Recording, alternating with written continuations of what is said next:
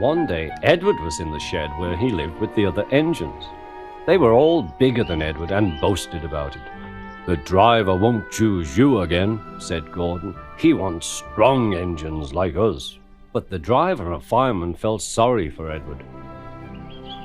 "Would you like to come out today?" "Oh, yes, please," said Edward.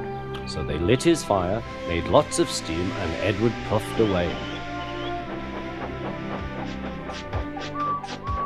The other engines were very cross at being left behind.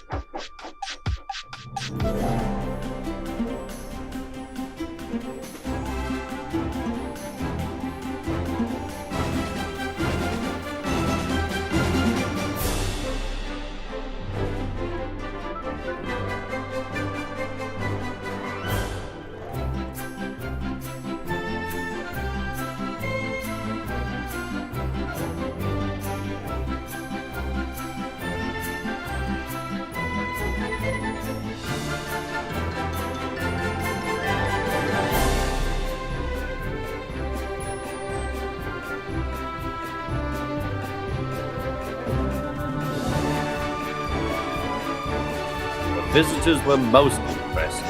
Edward took the visitors home.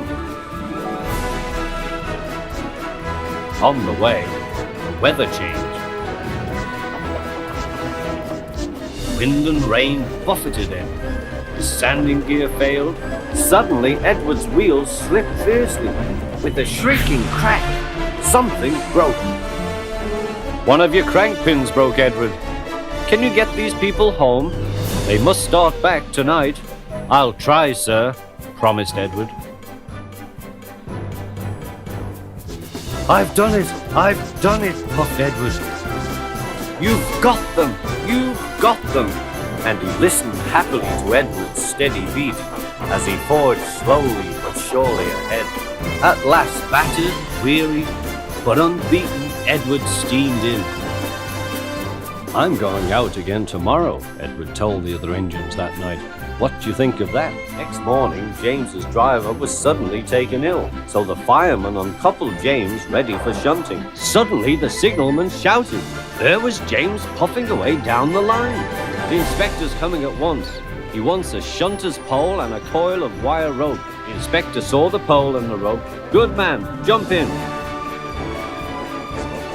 We'll catch him, puffed Edward. "I can't stop, help, help." Edward was panting up behind with every ounce of steam he had. At last he caught up with James. "Steady, Edward," called his driver. The engine swayed and lurched. At last, got him! "I'm proud of you, Edward. You shall go to the works and have your worn parts mended." "Oh, thank you, sir," said Edward. "It'll be lovely not to clank."